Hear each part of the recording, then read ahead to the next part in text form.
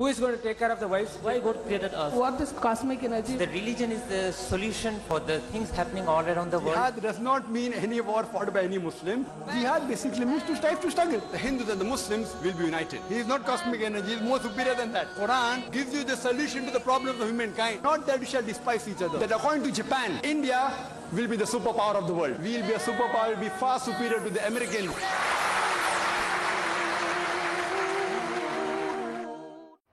Alhamdulillah, wassalatu wassalam, ala rasulillah wa ala alihi wa sahbihi ajmain, amma ba'd, a'udhu billahi minash shaitanir rajim, bismillahir rahmanir rahim, udu ila sabili rabbika bil hikma, wal mawazzatil hasana, wajadil billati hasan, rabbi shrah li sadri, wa yassir li amri, wahlul 'uqdatam min lisani yafqahu qawli. আপনাদের সবাইকে স্বাগত জানাই Islamic সম্ভাষণে। আসসালামু আলাইকুম ওয়া রাহমাতুল্লাহি ওয়া বারাকাতুহু। আল্লাহর দয়া, শান্তি ও রহমত আপনাদের সবার উপরে বর্ষিত হোক। ইসলাম ও কম্পারেটিভ রিলিজিয়ান অথবা ইসলাম ধর্মের প্রচার নিয়ে আপনারা আমাকে যে কোনো প্রশ্ন করতে পারেন। কোনো ভাইকে এখন প্রশ্ন করবেন? হ্যাঁ ভাই। এক ভাই আমাকে প্রশ্ন করেছিল, বাবা মাকে কতখানি মেনে চলতে হবে? সে ইসলাম ধর্মের অনুসারী। একজন অমুসলিম মেয়ের সাথে তার সম্পর্ক। সেই অমুসলিম এখন ইসলাম গ্রহণ করেছে। সে এখন বুঝতে পেরেছে বিয়ের আগের সম্পর্ক ঠিক না, সে ভুল করেছে। তবে সে সেই রিভার্ট হওয়া মেয়েটাকে বিয়ে করতে চায়। তার বাবা মা এতে রাজি হচ্ছে না। তারা বলছে সমাজ কি বলবে, ইত্যাদি ইত্যাদি। সে এখন খুব ভয় পাচ্ছে।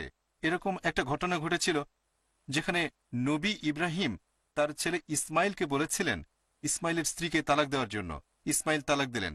আর পবিত্র কুরআনের একটা আয়াত বলছে যে বাবা মার প্রতি উফ শব্দটাও বলো না। সে বলছে এখন সে সেই মেয়েটাকে বিয়ে করবে যার সাথে তার সম্পর্ক।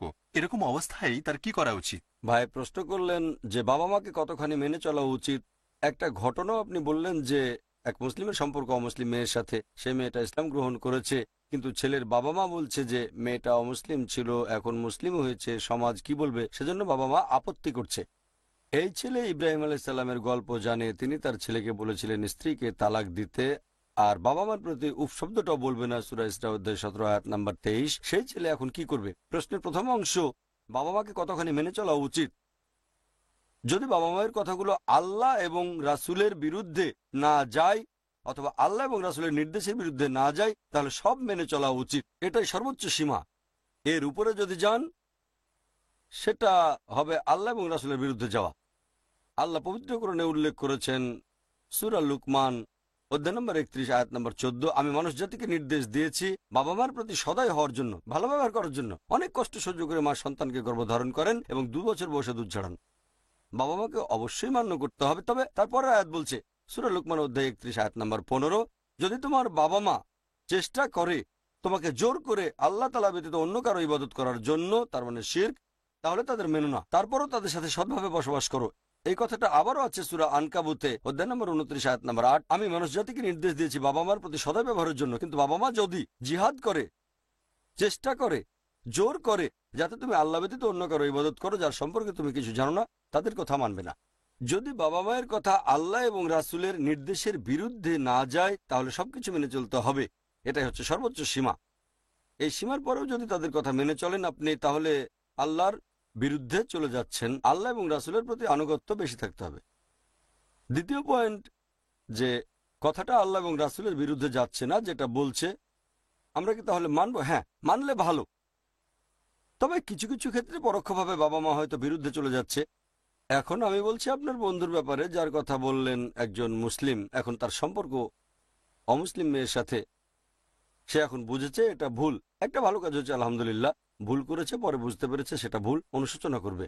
এখন সেই মেয়ে ইসলাম গ্রহণ করেছে, তবে বাবা মা সমাজকে খুব ভয় পাচ্ছে যে সবাই কি বলবে, তাই এখানে বিয়ে করো না। এটাই প্রশ্ন। 1 নম্বর পয়েন্ট, সম্পর্কের গভীরতা কেমন ছিল জানি না।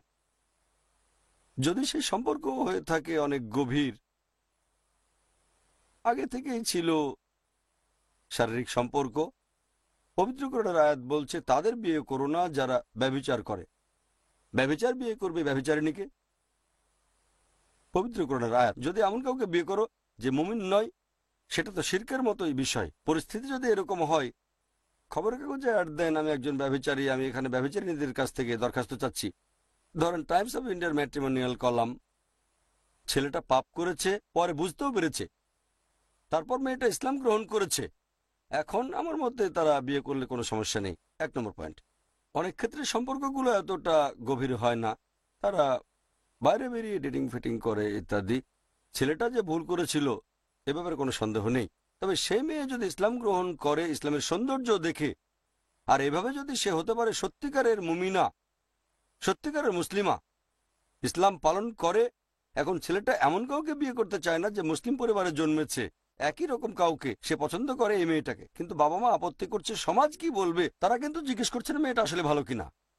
আমাদের নবী বলেছেন বিয়ের সময় যখন জীবনসঙ্গী বেছে নেবে সাধারণত 4টা জিনিস দেখবে। 1 নম্বর হচ্ছে সৌন্দর্য, 2 নম্বর সম্পদ, 3 নম্বর আভিজাত্য, চতুর্থ হচ্ছে গুণ, আর সবচেয়ে সেরাটা গুণ।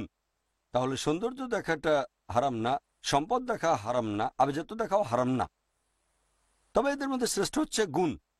এখন ছেলেটা যদি বোঝা আগে ভুল করেছিল আর মেয়েটা বেশি গুণী, ছেলেটা যদি তার বাবা মাকে যুক্তি দিয়ে বা অনুরোধ করে বোঝাতে সক্ষম হয়, সেটা ইসলামের জন্য ভালো। তার মানে সে মানছে কোরআন এবং সুন্নাহ। বাবা মাকে বুঝিয়ে রাজি করতে পারলে সবচেয়ে ভালো।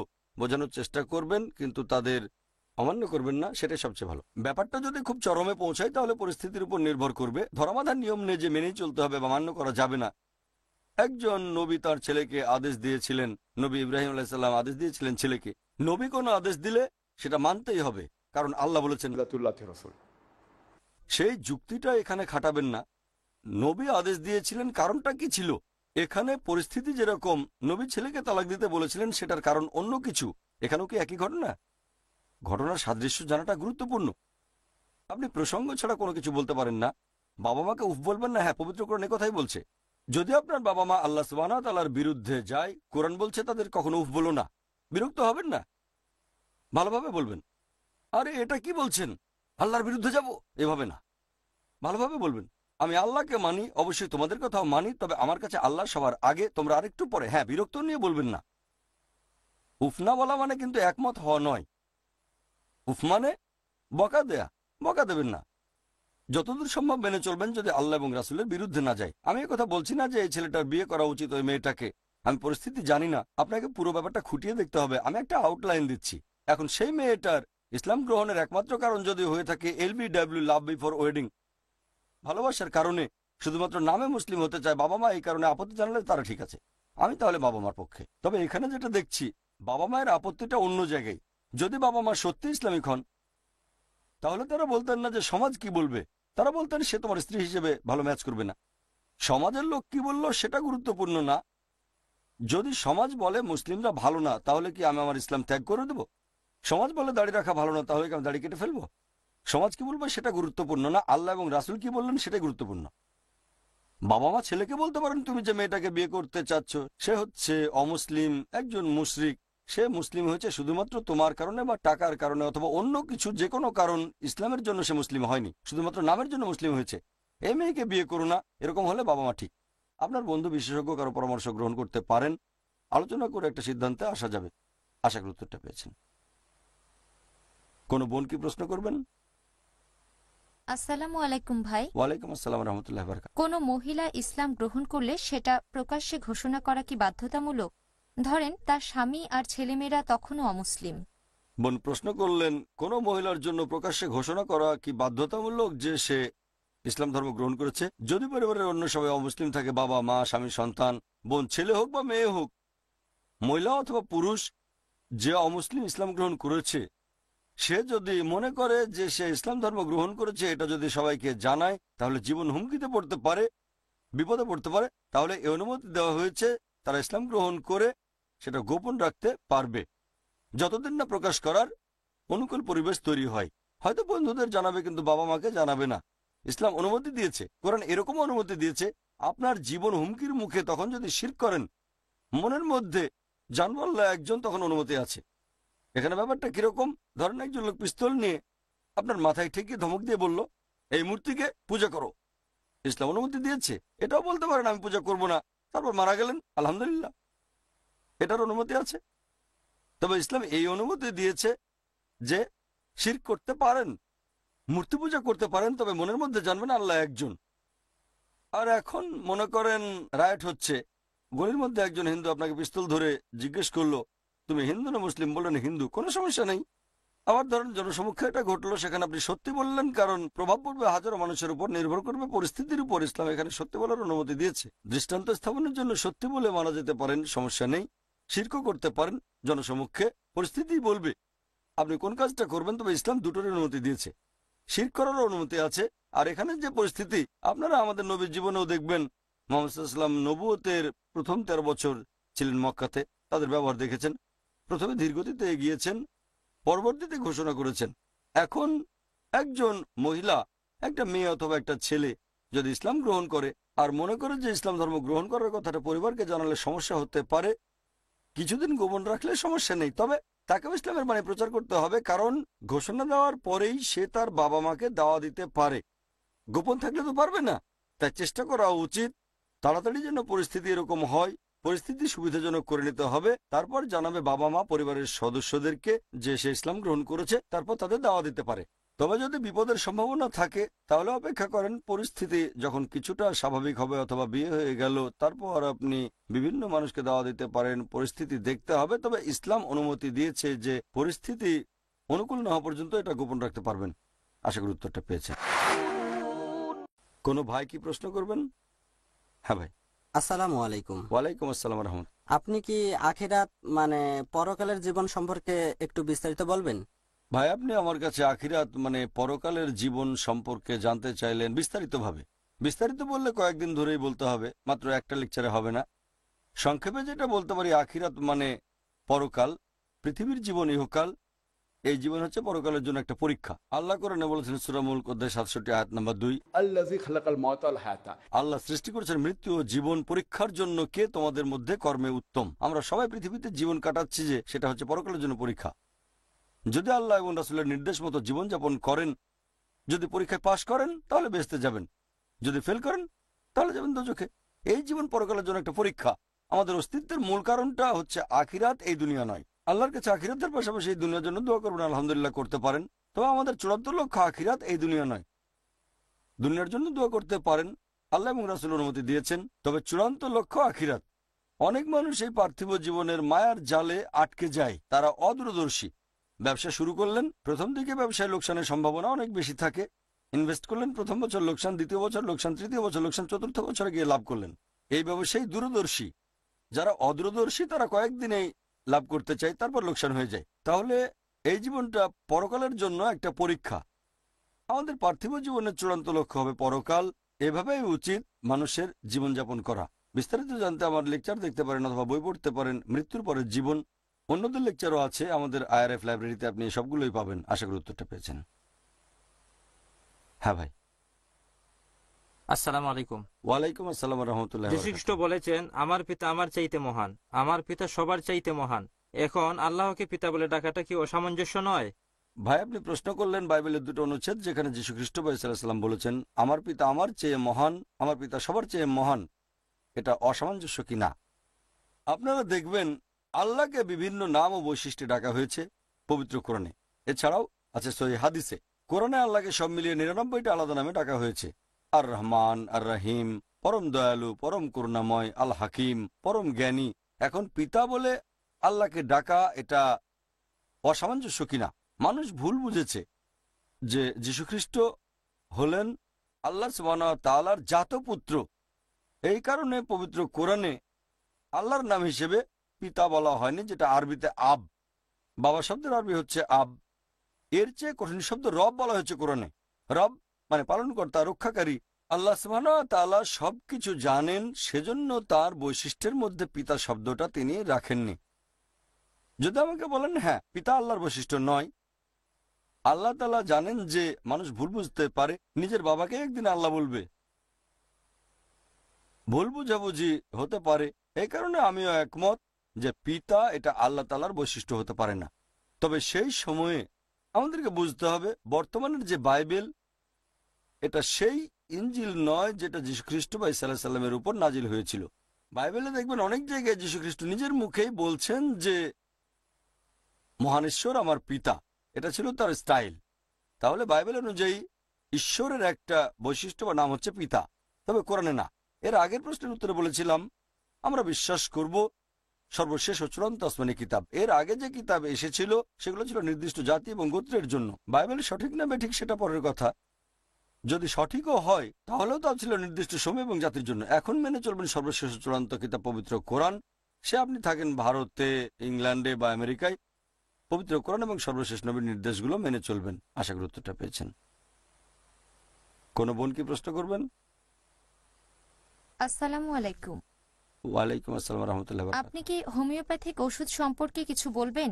বেশিরভাগ মুসলিম মনে করে এখানে ৯৯% উপাদানই অ্যালকোহল, তাই এটা হারাম। মধ্যপ্রাচ্যের দেশগুলোতেও হোমিওপ্যাথির প্র্যাকটিস নিষিদ্ধ করা হয়েছে, এ ব্যাপারে কিছু বলবেন? বোন, আপনি আমার কাছে হোমিওপ্যাথি ওষুধ সম্পর্কে জানতে চাইলেন। বেশিরভাগ মুসলিম এটাকে হারাম বলে মনে করেন, কারণ ৯৯% উপাদান অ্যালকোহল। বোন, আমি যতটুকু এ ব্যাপারে জানি যে হোমিওপ্যাথির বেশিরভাগ ওষুধে অ্যালকোহল মেশানো থাকে। পরিমাণ কম বা বেশি অ্যালকোহল থাকে বেশিরভাগই। কত পার্সেন্ট থাকে জানি না, ৯৯ নাকি ৯৫% জানি না আমি, তবে বেশিরভাগই থাকে। অনেকে বলে ৯০%-এর বেশি উপাদান, কেউ বলে ৯৫, যাই হোক না কেন, তবে বেশিরভাগই অ্যালকোহল থাকে। অনেকে বলে প্রায় সবগুলোই, হোক সেটা ৯০, ৯৫ বা ৯৯%। মতভেদ থাকতে পারে, তবে ৯০%-এর বেশি উপাদান হচ্ছে অ্যালকোহল। যদি কোনো ওষুধে অ্যালকোহল থাকে সেটা খাওয়া যেতে পারে একেবারে শেষ উপায় হিসেবে। যদি আর কোনো ওষুধ না থাকে যেটা আপনার জীবন বাঁচাতে পারে অ্যালকোহল বাদে, বা কোনো গুরুতর অসুখ সারাবে, এরকম হলে সেই সময় সেই অ্যালকোহল নেয়ার অনুমতি দেওয়া হয়েছে। আল্লাহ পবিত্র কোরআনে বলেছেন সব মিলিয়ে 4টা জায়গায়। সূরা বাকারা অধ্যায় 2 আয়াত নম্বর 173, সূরা মাইদা অধ্যায় 5 আয়াত নম্বর 3, সূরা আনাম অধ্যায় 6 আয়াত নম্বর 145 এবং সূরা নাহাল অধ্যায় 16 আয়াত 115। হুররিমাত আলাইকুমুল মাইতুতু ওয়াদ-দামু ওয়া লাহমুল খিনজির ওয়া মা উহিল্লা লিগাইরিল্লাহ বি। তোমাদের জন্য হারাম খাদ্য হচ্ছে মৃত পশুর রক্ত, তারপর শূকরের মাংস, আর যে প্রাণী জবাই করার সময় আল্লাহ ব্যতীত অন্য কারো নাম নেওয়া হয়েছে। তাহলে এই 4টা খাবার হচ্ছে নিষিদ্ধ। তারপরেই বলা হয়েছে তবে যদি অন্য উপায় হয়ে আল্লাহর আদেশ অমান্য করো তাহলে আল্লাহ তো রহমানুর রাহিম। ক্ষুধার জ্বালায় মরে যাচ্ছেন, আশেপাশে মাত্র একটাই খাবার, ধরেন আপনি সমুদ্রের মাঝখানে, জাহাজে আর কোনো খাবার নেই, শুধু শূকর আছে, তাই শূকরের মাংস খেলেন। এটা শুধু সেই সময়ের জন্যই খাবেন, এমন না যে ভরপেট খাবেন।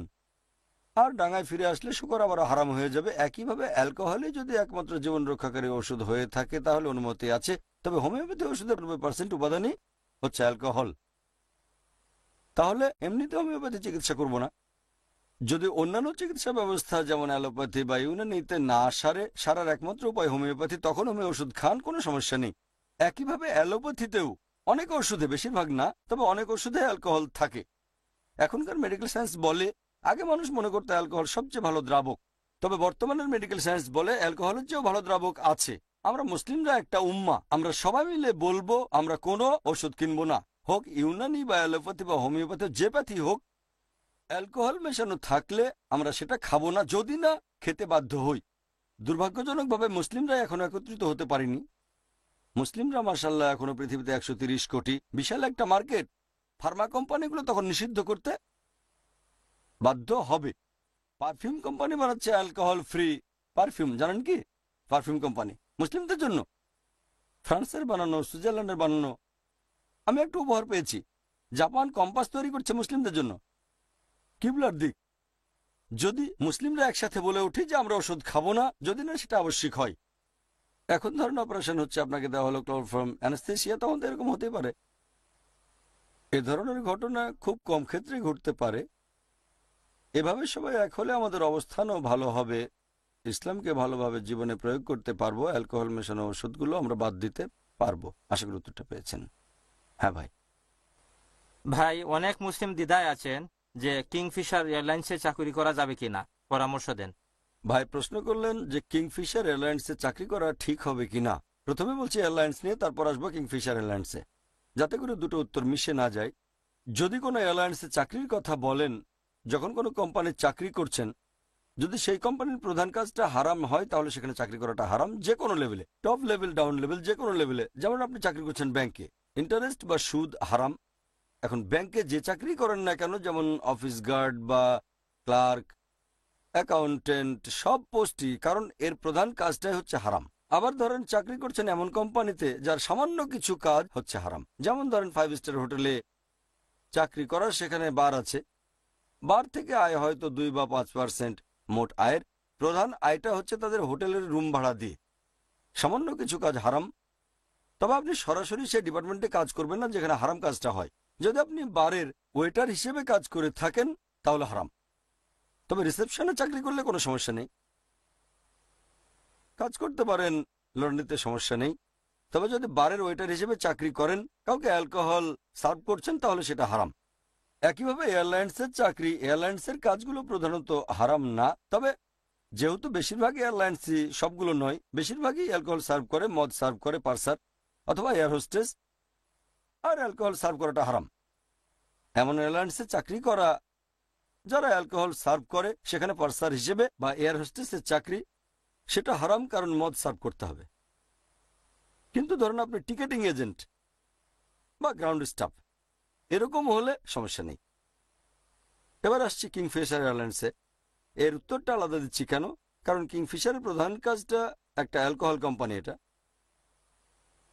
প্রধান কাজ হচ্ছে অ্যালকোহল। তাহলে অ্যালকোহল প্রস্তুতকারী কিংফিশার কোম্পানিতে চাকরি করা হারাম। এখন কিংফিশার এয়ারলাইন্সে চাকরি করা যাবে কিনা, এখানেও আপনারা ভালো করে দেখবেন এই কোম্পানির উদ্দেশ্য কি অ্যালকোহলকে উৎসাহিত করার জন্য কিনা। এখন অনেক কোম্পানি ছদ্ম বিজ্ঞাপন দেখায়, যেমন এই দেশের আইন অনুযায়ী অ্যালকোহলের বিজ্ঞাপন দিতে পারবেন না খবরের কাগজ বা টেলিভিশনে। তারা কি করে, ছদ্ম বিজ্ঞাপন দেখায়। ছদ্ম বিজ্ঞাপন মানে পরোক্ষভাবে। তাহলে পরোক্ষভাবে 99% ক্ষেত্রে তারা বলবে অ্যালকোহলের কথা, কিন্তু সেই বিজ্ঞাপনে খুব ছোট করে লেখা থাকবে পানি। তবে বিজ্ঞাপনটা অ্যালকোহলের। এগুলো ছদ্ম বিজ্ঞাপন, তার মানে টেবিলের নিচ থেকে। এখন সরাসরি আমাদের দেশে অ্যালকোহলের বিজ্ঞাপন দেয়া নিষিদ্ধ। ধরেন আপনার ম্যাগাজিন বা নিউজ পেপার আছে, আপনার জন্য এই বিজ্ঞাপন নেওয়া হারাম। বলতে পারবেন না এখানে তো বলছে পানি। ভারতের সরকার অনুমতি দিতে পারে, ইসলাম অনুমতি দেবে না, ঠিক? এবার কিংফিশার এয়ারলাইন্স, আমি জানি না এই এয়ারলাইন্স অ্যালকোহলকে উৎসাহিত করে কিনা, তবে এয়ারলাইন্সের বিজ্ঞাপনগুলো একই লাইনে যাচ্ছে যে কোম্পানিটা অ্যালকোহলের। আর এ ব্যাপারে আমি নিশ্চিত যে তারা সেখানে নিজেদের ব্র্যান্ডের অ্যালকোহল সার্ভ করবে। তাহলে এয়ার হোস্টেস বা পার্সারের চাকরি করা, আমি জানি না তারা সার্ভ করে কিনা, আমি জানি না এ ব্যাপারে। তবে সেখানে অ্যালকোহল সার্ভ করা হলে এই দুটো চাকরি হারাম। গ্রাউন্ড স্টাফ হলে আপনাকে খুঁজে দেখতে হবে এদের উদ্দেশ্যটা কি। যদি নিশ্চিত হন এটা আলাদা কোম্পানি, কোনো সম্পৃক্ততা নেই, শুধু নামটা এক, তাহলে সমস্যা নেই। নামটা যেমন ধরেন সিটি ব্যাংক চালু করেছে ইসলামিক শাখা। সিটি ব্যাংক একটা প্রচলিত ব্যাংক যেখানে সুদ লেনদেন হয়। সিটি ব্যাংকে চাকরি করা হারাম, তবে এদের ইসলামিক শাখা, বেশিরভাগ কাজ হারাম। তবে এই কাজটা যদি এদের সাথে মূল ব্যাংকের সংযোগ না থাকে, নামটা সিটি ব্যাংক, এমনিতে চাকরি করা হারাম, তবে সেখানে ইসলামিক শাখা যদি থাকে, এখানে চাকরিটা আপনি করতে পারবেন, কোনো সমস্যা নেই, যদি সরাসরি সংযোগ না থাকে আর হিসাবটা আলাদা করা হয়। বুঝলেন? আগে আপনাকে দেখতে হবে যে কিংফিশার এয়ারলাইন্স আর কিংফিশার অ্যালকোহল কোম্পানি, এদের মধ্যে সম্পর্কটা কি। যদি পুরোপুরি আলাদা হয়ে থাকে, অ্যালকোহলকে যদি উৎসাহিত করা না হয়, যদি হয় আমি জানি না, আল্লাহ মালুম। যদি দুই কোম্পানি সরাসরি সম্পর্ক থাকে তাহলে যে কোনো পোস্টে চাকরি হারাম। তবে যদি সম্পূর্ণ আলাদা হয় তাহলে অ্যালকোহল সার্ভের চাকরিটা, এয়ার হোস্টেস বা পার্সারের চাকরি হারাম। অন্য কিছু হলে অনুমতি আছে। আপনাকে এভাবে সবকিছু দেখে সিদ্ধান্ত নিতে হবে। আশা করি উত্তরটা পেয়েছেন। ওয়াখিরু দাওয়ানা আলহামদুলিল্লাহি রাব্বিল আলামিন। আলহামদুলিল্লাহ ওয়াসসালাতু ওয়াসসালাম আলা রাসূলিল্লাহ ওয়া আলা আলিহি ওয়া সাহবিহি আজমাইন, আম্মা বাদ। আউযু বিল্লাহি মিনাশ শাইতানির রাজীম, বিসমিল্লাহির রহমানির রহিম। ওয়া মান আহসানু ক্বাওলাম মিম্মান দাআ ইলাল্লাহি ওয়া আমিলা সালিহান ওয়া ক্বালা ইন্নানি মিনাল মুসলিমিন। রাব্বি ইশরাহ লি সাদরি ওয়া ইয়াসসির লি আমরি ওয়াহলুল উকদাতাম মিন লিসানি ইয়াফকাহু কাওলি। সবাইকে স্বাগত জানাচ্ছি ইসলামিক সম্ভাষণে। আসসালামু আলাইকুম ওয়া রাহমাতুল্লাহি ওয়া বারাকাতুহু। আল্লাহর দয়া, শান্তি ও রহমত আপনাদের সবার উপরে বর্ষিত হোক। ইসলাম ও কম্পারেটিভ রিলিজিয়নের উপরে কোনো প্রশ্ন থাকলে আমাকে করতে পারেন। কোনো বোন কি প্রশ্ন করবেন? ভাই, পবিত্র কোরআন পড়লে আমরা দেখি সেখানে নবী আদম আলাহিসাল্লাম আর ইব্রাহিম আলাহিসাল্লামের কথা বলা হয়েছে, যেমন আদম আলাহিসাল্লামের পৃথিবীতে আসা অথবা ইব্রাহিম আলাহিসাল্লামের সন্তান হওয়ার সুখবর। এগুলো বলার উদ্দেশ্যটা আসলে কি? বোন প্রশ্ন করলেন যে পবিত্র কোরআনে নবী আদম আলাহিসাল্লাম আর ইব্রাহিম আলাহিসাল্লাম সম্পর্কে বিভিন্ন কথা বলা হয়েছে, এখানে উদ্দেশ্যটা কি? উদ্দেশ্য সামগ্রিকভাবে কোরআন হচ্ছে আল্লাহ সুবহানাহু ওয়া তাআলার নিদর্শন, আয়াতের সমষ্টি, আমাদের পথ নির্দেশনা। অনেক নবী রাসূলগণের কথা সেখানে বলা হয়েছে যাতে আমরা অতীতের কথাগুলো জানতে পারি, তখনকার দিনের মানুষ কেমন ছিল, কিভাবে আল্লাহর বিরোধিতা করেছে বা নবীকে সাহায্য করেছে। এগুলো থেকে আমরা শিক্ষা নেব। আমাদের পথ নির্দেশনা, এই সবকিছুই হিদায়া, পথ নির্দেশনা। এই গল্পগুলো থেকে আমরা বুঝতে পারবো মুসলিম হিসেবে আমরা কিভাবে জীবনযাপন করব। পবিত্র কোরআন হচ্ছে মানুষ জাতির পথ নির্দেশনা, দেখিয়ে দেয় কিভাবে জীবনযাপন করব। গল্পগুলো থেকে আমরা শিক্ষা নেব। এখানে নবী রাসূলগণের অনেক গল্প বলা হয়েছে যাতে আমরা বুঝতে পারি কিভাবে জীবনযাপন করব। আশা করি উত্তরটা পেয়েছেন। কোনো ভাইকে প্রশ্ন করবেন? হ্যাঁ ভাই। আমার নাম সিরাজ, পেশায় মনোরোগ বিশেষজ্ঞ। 1983 সাল থেকে আমি আমেরিকাতে বসবাস করি। আমার প্রশ্নটা হচ্ছে, বাবার রেখে যাওয়া গচ্ছিত নগদ টাকার উপর ছেলের কোন অধিকার আছে কিনা সেই ব্যাপারে। বাবা মারা গেছেন, সেজন্য আমি দেশে এসেছি। বাবার মধ্যে বেশ নেতিবাচক একটা অস্বাভাবিকতা ছিল আমার স্ত্রী আর আমার উপর। আমার 2 জন বোন আছে। বাবা বেশ কিছু নগদ টাকা ডিপোজিট সার্টিফিকেট হিসেবে যৌথভাবে আমার 2 বোনের নামে করে রেখেছেন।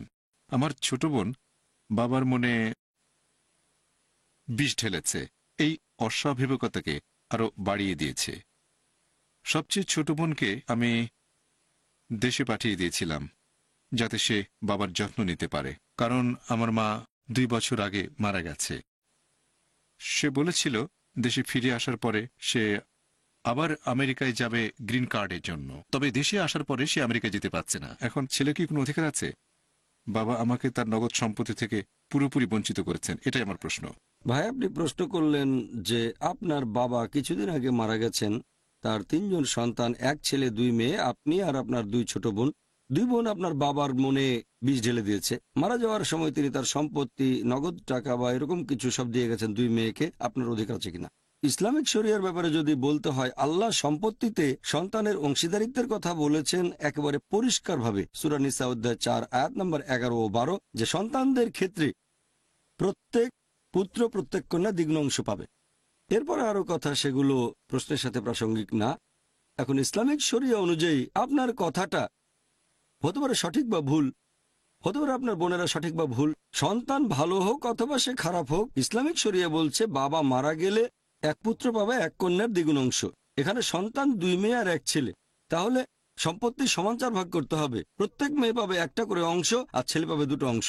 সেই সন্তান হোক সে ভালো মুসলিম বা খারাপ মুসলিম, খারাপ মুসলিম বলে আসলে কিছু নেই যদি না সে ইসলাম ত্যাগ করে থাকে। ছেলে যদি ইসলাম ত্যাগ করে তাহলে হয়তো সম্পত্তি দাবি করতে পারবে না। তবে যদি ইসলাম ত্যাগ না করে, হোক সে সুপুত্র বা কুপুত্র, বলছি না আপনি কুপুত্র, তবে তর্কের খাতিরে ধরে নিলাম সে কুসন্তান, মদ খেয়ে মাতলামি করে, বাবার সাথে দুর্ব্যবহার করে, যাই হোক না কেন, তবে তার সম্পত্তির অধিকার আছে। আল্লাহ বলেছেন এটা হচ্ছে সন্তানের অংশ, হোক সে ভালো বা খারাপ সন্তান। যদি সন্তান ভালোও হয়, তারপরে বাবা তাকে অন্য সন্তানের চেয়ে বেশি অংশ দিতে পারবে না। এটা নির্ধারিত করা আছে, কেউ বদলাতে পারবে না। আল্লাহ কোরআনে বলেছেন সূরা মাইদা অধ্যায় 5 আয়াত নাম্বার 106 থেকে 8 সাক্ষীদের ব্যাপারে। এখন ধরেন কোন লোক মৃত্যু শয্যায় একটা উইল তৈরি করলো, সেটা যদি কোরআনের বিরুদ্ধে যায় তাহলে যারা সাক্ষী তারা সেটা বদলানোর অধিকার রাখেন।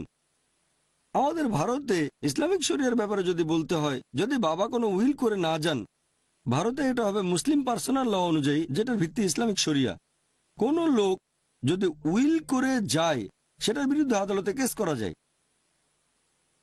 তবে যদি ইসলামিক দেশ হতো তাহলে আদালতেও যেতে হতো না, কারণ কথাটা একবারে পরিষ্কার, হোক সে ভালো ছেলে বা খারাপ ছেলে, হোক ভালো মেয়ে বা খারাপ মেয়ে, যে অংশটা তার প্রাপ্য সেটা তাকে দিতেই হবে। ইসলামিক আইন অনুযায়ী আমার মতে এই অংশটা অবশ্যই আপনার প্রাপ্য। 2 অংশ, সম্পত্তির অর্ধেক, হোক নগদ টাকা বা অন্য কিছু।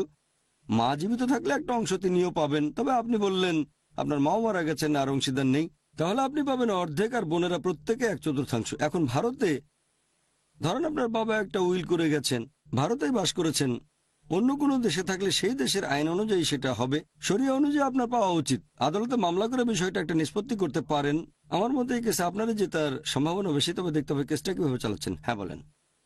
আমাদের গ্রামের 2 জন ধর্মীয় ব্যক্তিত্ব, অবশ্য তারা আপনার মতো এরকম বিশেষজ্ঞ নন। আমি তাদের সাথে বিষয়টা নিয়ে আলোচনা করেছিলাম। 2য় জন যার সাথে আমি কথা বলেছিলাম, ওনাকে আমার অবশ্য বেশ যুক্তিসম্পন্ন আর বুঝদার বলে মনে হয়েছে। তিনি বলেছিলেন যে এই সার্টিফিকেটগুলো যেহেতু আমার 2 বোনের নামে যৌথভাবে গচ্ছিত রয়েছে, তার মতে যেহেতু এই টাকাটা কাউকে আলাদা করে দেওয়া হয়নি, যৌথভাবে রাখা, তাই আপনিও যেটা বললেন যে আমার অধিকার আছে। প্রথমজন বলেছেন যে না, যেহেতু ডিপোজিট সার্টিফিকেট তার যৌথভাবে তাদের নামে, আমি নাকি কিছু করতে পারবো না, সেজন্য একটু দ্বিধাদ্বন্দ্বে পড়ে গিয়েছিলাম। আপনার কথা শুনে বুঝতে পারছি আমি এখন আদালতে আপিল করতে পারবো। যদি টাকাটা থাকে আপনার বোনদের নামে যৌথভাবে, খেয়াল রাখবেন আর খোঁজ নিয়ে দেখবেন যে আপনার বাবা তার মেয়েদেরকে এই টাকাটা কোনো রকম উপহার হিসেবে দিয়েছেন কিনা। 1 নম্বর পয়েন্ট, যদি উপহার হিসেবে দিয়ে থাকেন সেটা তাহলে হয়ে গেছে, কিছু করা যাবে না। তবে যদি মেয়েদের নামে যৌথভাবে থাকে সিকিউরিটি ডিপোজিট, তাহলে সেই সম্পত্তির মালিক আপনার বাবা। আমাদের এখানে ভারতের আইনে ধরেন আমি একটা ফ্ল্যাট কিনলাম নিজের টাকা দিয়ে, আর যৌথ মালিক হিসেবে স্ত্রীর নামও দিলাম, বিবাহ বিচ্ছেদ হয়ে গেলে সম্পত্তিটা আমার থাকবে, কারণ উৎসটা ছিল আমার। ঠিক, তাহলে আপনার বাবা যদি সেই টাকাটা আপনার বোনদের নামে যৌথভাবে সিকিউরিটি ডিপোজিট হিসেবে রাখেন যাতে টাকাটা নিরাপদে থাকে ইত্যাদি ইত্যাদি, এটা ইসলামিক আইনও হবে, এমনকি ভারতেও। তবে টাকাটা উপহার হিসেবে যদি দেন, যদি ব্যাংকে উল্লেখ থাকে, এরকম কোনো দলিল যদি সেখানে থাকে যে তিনি এটা মেয়েদেরকে উপহার হিসেবে দিয়েছেন, তখন হয়তো সেটা নিয়ে আর তেমন কিছু করা যাবে না। তবে যদি মেয়েদের নামে যৌথভাবে থাকে, আপনার বাবা এবং বোনদের নামে যৌথভাবে, তাহলে সে সম্পত্তির মালিক আপনার বাবা, এখানে আপনার অধিকার আছে। আপনাকে অনেক ধন্যবাদ, আপনি একেবারে বিস্তারিত ধন্যবাদ। জানিয়েছেন। আর কোনো ভাই? হ্যাঁ ভাই। জাগির ভাই, মনে করেন সম্পত্তি 3 লাখ টাকা, এক ছেলে 2 মেয়ে। এখানে কি ছেলে 1.5 লাখ, মেয়েরা 1.5 লাখ, নাকি ছেলে 2 লাখ আর 2 মেয়ে 1 লাখ? আপনি বললেন 4 ভাগের 2 ভাগ ছেলে, 1 ভাগ মেয়েরা প্রত্যেকে পাবে। ভাই আপনি প্রশ্ন করলেন পুত্র পাবে কন্যার দ্বিগুণ। এখন এক মেয়ের দ্বিগুণ নাকি মেয়েদের দ্বিগুণ সম্পত্তি? একটা মেয়ের দ্বিগুণ, প্রত্যেক পুত্র পাবে প্রত্যেক কন্যার দ্বিগুণ অংশ। মানে যদি 4 লাখ থাকে তাহলে 2 লাখ পাবে ছেলে, আর 1 লাখ করে পাবে 2 মেয়ে। তাহলে ছেলে পাচ্ছে আমি দ্বিগুণ, বলেছিলাম 4 ভাগ করতে হবে। কিন্তু আমি বলেছিলাম যে সম্পত্তিটা 4 ভাগ করতে হবে, 2টো অংশ পাবে ছেলে আর 1টা করে পাবে মেয়েরা। তার মানে এক ছেলে দ্বিগুণ অংশ পাবে এক মেয়ের চেয়ে, 2 মেয়ের চেয়ে দ্বিগুণ পাবে না। এই কেসটাতে ছেলে পাবে অর্ধেক। আরেকটা প্রশ্ন, যেমন ধরেন কুরআনে মুসা আলাইহিসসালামের কথা বলা হয়েছে, আর আমরা দেখি যে একই গল্প বারবার বলা হয়েছে। এখন এর পিছনে কারণটা কি হতে পারে আপনার যে মতে? বারবার কেন? হ্যাঁ, কেন বারবার বলা হচ্ছে? এখানে আমাদের পথ নির্দেশনা দেওয়া হচ্ছে মানলাম, কিন্তু একই জিনিস কেন বারবার বলা হচ্ছে? এই ভাই প্রশ্ন করলেন কেন পবিত্র কোরআনে কিছু গল্প বারবার উপস্থাপন করা হয়েছে, কিছু কিছু কাহিনী 2 বার 3 বার 4 বার, কোনোটা 5 বারও। শুধু গল্প নয়, মাঝে মাঝে নিদর্শনও। যেমন ধরেন শুধুমাত্র সূরা কামার অধ্যায় নম্বর 54, একই কথা 4 বার বলা হয়েছে একই সূরাতে। অনেক কথা আবার আছে হয়তো 4 বার, প্রথম দিকে একটা সূরাতে, তারপর আরেকটাতে মাঝামাঝি। তবে এটা এক সূরাতেই পরপর 4 বার।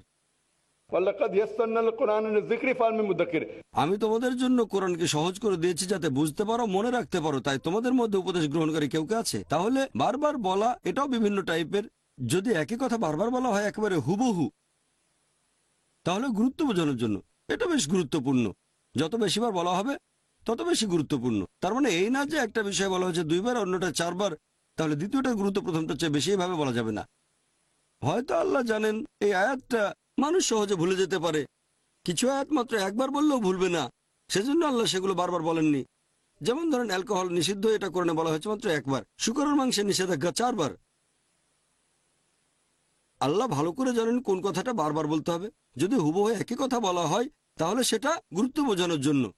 অনেক সময় বারবার আসছে, তবে 80% একরকম, 20% বদলে যাচ্ছে। শুরুতে হয়তো একরকম, শেষের দিকে আলাদা। অনেক জায়গায় শুরুটা আলাদা।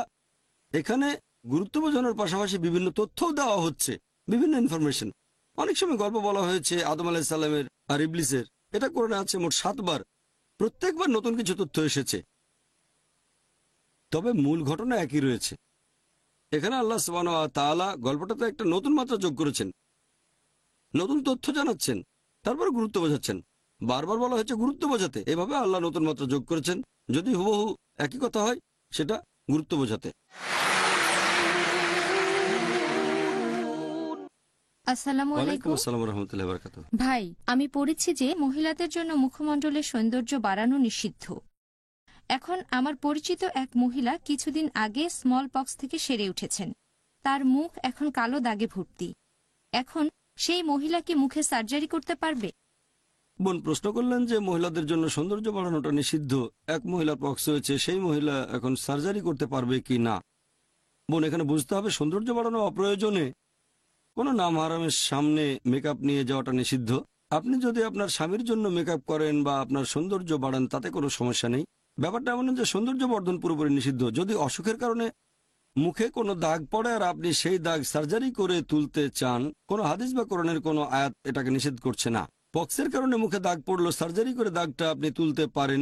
এভাবে দাগ তোলার জন্য চিকিৎসা করলে কোনো সমস্যা নেই আপনার। আশা করি উত্তরটা পেয়েছেন। হ্যাঁ ভাই। আসসালামু আলাইকুম। ওয়ালাইকুম আসসালাম রহমতুল্লাহ। মুসলিমদের ৭৩টা দলের মধ্যে কোন দলটা বেহেশতে যাবে, আর অন্যান্য যে দলগুলো তারা কি সারা জীবন দুযোগে থাকবে? ভাই প্রশ্ন করলেন যে মুসলিমদের ৭৩টা দলের মধ্যে কোন দলটা বেহেশতে যাবে। এটা মোহাম্মদ সাল্লাল্লাহু আলাইহি ওয়াসাল্লামের একটা হাদিস আছে তিরমিজিতে। এখানে নবী বলেছেন ইসলামের মধ্যে ৭৩টা দল তৈরি হবে, মাত্র একটা দল যাবে বেহেশতে। সাহাবাগণ জিজ্ঞেস করবেন কোন দলটা? যারা অনুসরণ করবে আমাকে, মানবে আল্লাহ এবং রাসূলকে, অনুসরণ করবে আমাকে আর আমার দৃষ্টান্তকে। আমরা মেনে চলবো কোরআন ও সহিহ হাদিস, অনুসরণ করব নবীর স্টাইল আর সাহাবাগণের স্টাইল। শুধুমাত্র এই দলটা বেহেশতে যাবে। নবী কোনো নাম ধরে বলেননি, বলেছেন দলটার কাজের কথা। যদি আপনি বলেন যে আমি এ বি সি দলে আছি, সেটা দিয়ে বোঝা যাবে না। সেই দলটা যারা আল্লাহ এবং রাসূলকে মেনে চলে আর দল তৈরি করে না। পবিত্র কোরআন বলছে দল তৈরি করো না, আপনি কোরআন মেনে চলবেন। আর কোরআন বলছে সূরা আনার মধ্যে 6 আয়াত 159, যারা দিন সম্পর্কে নানা দল তৈরি করে, হে নবী তাদের দায়িত্ব তোমার নয়। যদি কোরআন এবং সুন্নাহ মেনে চলেন তাহলে দলাদলি করবেন না। তাহলে যারা কোরআন এবং সুন্নাহ মেনে চলে আর দলাদলি করে না তারা বেহেশতে যাবে। বুঝতে পারলেন? এখন অন্যদের কি হবে? তারা বেহেশতে যেতে পারবে না। পরে যদি আল্লাহ তাদের ক্ষমা করেন, যদি শিরক না করে তারা, পরে আল্লাহ বেহেশতে নিলেন, চাইলে তিনি তা করতে পারেন। আশা করি উত্তরটা পেয়েছেন। হ্যাঁ ভাই। আসসালামু আলাইকুম। ওয়ালাইকুম আসসালাম রহমতুল্লাহ বারাকাতুহু। জাকির ভাই, আপনি বললেন মুসলিমদের দল তৈরি করা উচিত নয়, তবে মানুষ তো আপনাদেরকে দল বানিয়ে ফেলেছে যে আপনারা আইআরএফ মতবাদের। এটার উত্তর দিব কিভাবে? ভাই খুব সুন্দর প্রশ্ন করেছেন যে আমরা দল তৈরি না করলেও মানুষ আমাদেরকে এখন একটা লেভেল দিচ্ছে যে এরা আইআরএফ মতবাদের। এই লেভেলটা আমরা দিচ্ছি না, অন্যান্য মানুষ দিচ্ছে। আমরা কাজ করছি একটা প্রতিষ্ঠান হিসেবে। আমাদের নবী বলেছেন তোমরা একসাথে মিলে কাজ করো, তার মানে জামাত, নবী এটাকে উৎসাহিত করেছেন। তবে যদি বলেন আইআরএফ এর লোকজন যারা শুধু তারাই বেহেশতে যাবে, সেটা বলা হারাম। আমাদের প্রতিষ্ঠানের নাম হচ্ছে আইআরএফ। প্রতিষ্ঠানটার নাম হতে পারে জামাতে ইসলামী, অথবা ধরেন হতে পারে জামাতে আহলে হাদিস। এটা একটা প্রতিষ্ঠান, সমস্যা নেই। প্রতিষ্ঠানটা কোরআন হাদিস অনুযায়ী চললে কোনো সমস্যা নেই, তবে কোরআন হাদিসের বিরুদ্ধে গেলে তাহলে সমস্যা। তবে যদি বলেন শুধু এই প্রতিষ্ঠানের লোকজনই বেহেশতে যাবে, তখন সেটা হবে একটা সমস্যা। কালকে যদি কেউ বলে আইআরএফ এ যোগ দেবো আর বেহেশতে চলে যাবে, সেটা হবে তার ভুল।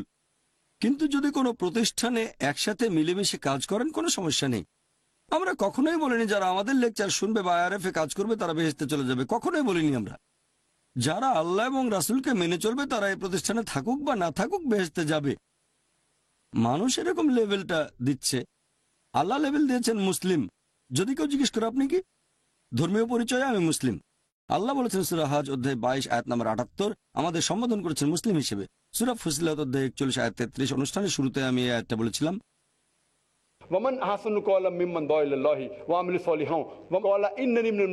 কথায় সেই ব্যক্তি অপেক্ষা কে উত্তম যে আল্লাহর পথে মানুষকে আহ্বান করে সৎ কাজ করে আর বলবে যে আমি একজন মুসলিম। আল্লাহ বলেছেন আমাদের পরিচয় হচ্ছে মুসলিম, মুসলিম, মুসলিম। এমনকি দাওয়ার ক্ষেত্রে সূরা আলে ইমরান অধ্যায় 3 আয়াত নম্বর 64, অমুসলিমদের সাথে যখন কথা বলবো আল্লাহ বলেছেন শেষের দিকে তোমরা সাক্ষী থাকো আমরা মুসলিম, আল্লাহর কাছে আত্মসমর্পণকারী। তাহলে আমরা আল্লাহর দেয়া লেভেলটাই ব্যবহার করব, মুসলিম। প্রথমে মুসলিম, শেষেও মুসলিম। কোন মুসলিম? যে আল্লাহ এবং রাসূলকে মেনে চলে। আশা করি উত্তরটা পেয়েছেন। হ্যাঁ ভাই। আসসালামু আলাইকুম। ওয়ালাইকুম আসসালাম রাহমাতুল্লাহ। একজন গাইনি ডাক্তার যে ট্রেনিং করছে, তাকে যদি ল্যাব এক্সপেরিমেন্টের জন্য অ্যাবর্শন করতে হয়, এটা করার অনুমতি আছে? আর অনেক গ্রামে দেখা যায় যে কোনো মহিলা ডাক্তার নেই, গাইনি ডাক্তার।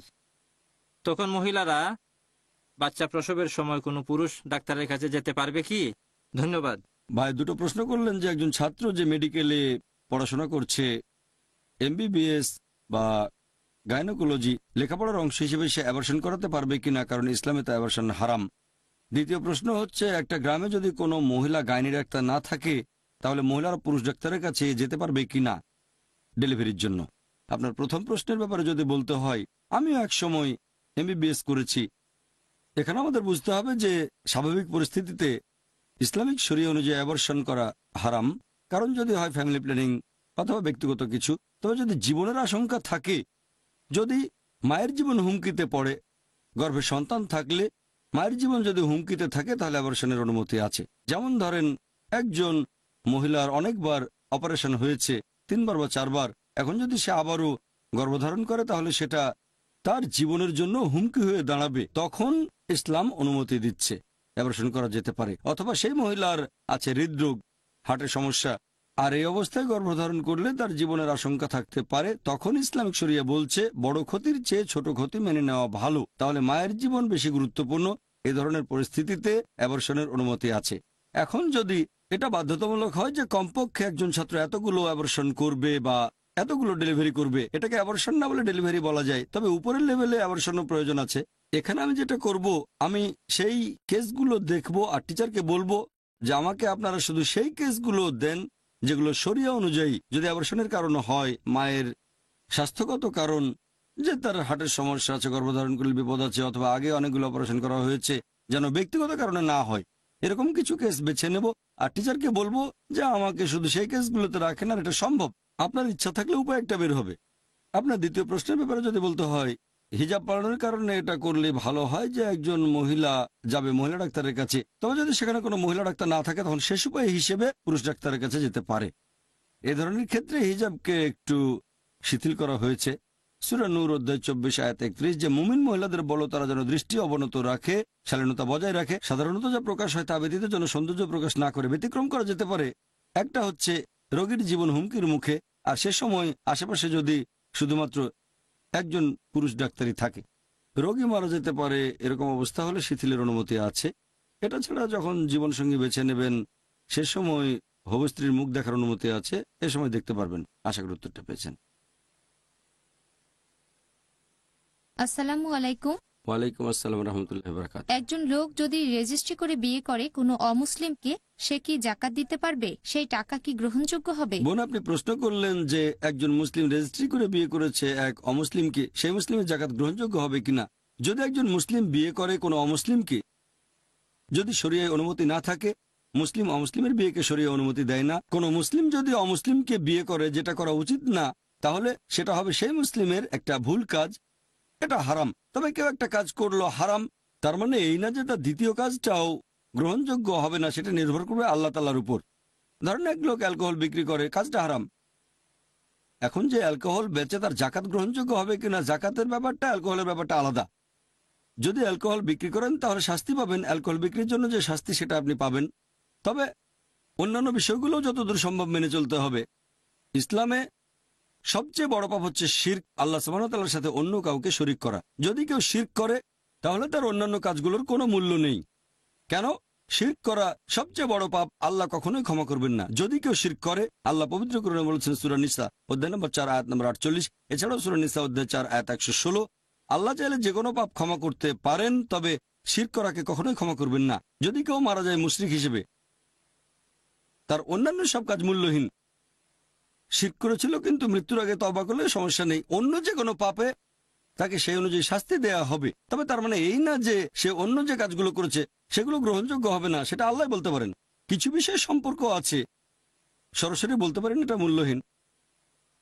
যেমন ধরেন এক লোক আরেকজনের সাথে কথা বলছে, কথা বলার সাথে সাথে সে যদি মুসলিমদের মতো করে নামাজ পড়ে, সেটা মূল্যহীন, নামাজটা মূল্যহীন হয়ে যাবে। এই কাজগুলো সম্পর্কিত, নিশ্চিতভাবে বলতে পারেন না এটা মূল্যহীন। তবে যদি সম্পর্ক না থাকে তাহলে সে ভালো কাজের পুরস্কার পাবে, আর যদি ভুল করে থাকে তাহলে শাস্তি পাবে। আশা করি উত্তরটা পেয়েছেন। কোন বোনকে প্রশ্ন করবেন?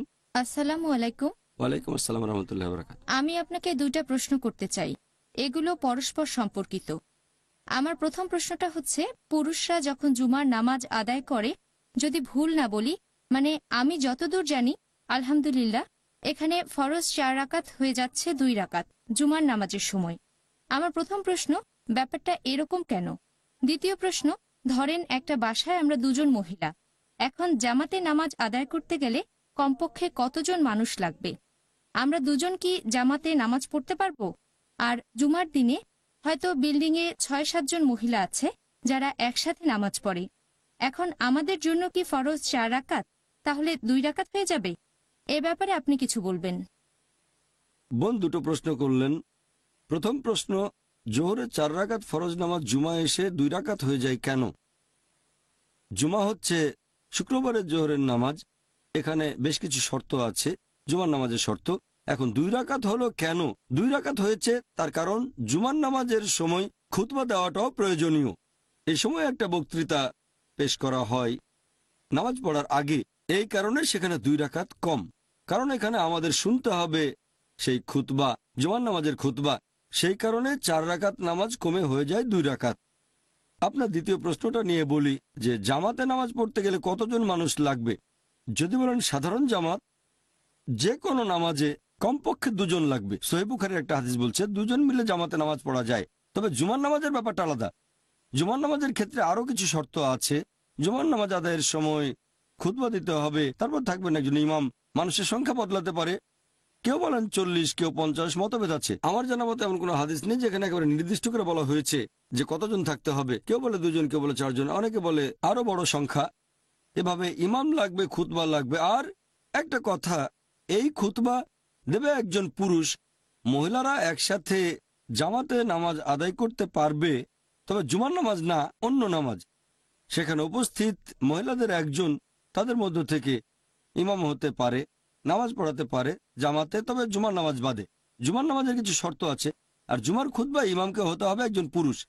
এটার ভিত্তিতে আর আমার জানা মতে কোনো হাদিস বলছে না যে মহিলারা জামাতে জুমা পড়বে আর ইমাম হবে মহিলা। একটা হাদিস আছে, হযরত আয়েশা, আল্লাহ তার প্রতি সন্তুষ্ট থাকুন, তিনি মহিলাদের নামাজে ইমামতি করেছিলেন, আর সেটা ছিল সাধারণ নামাজ।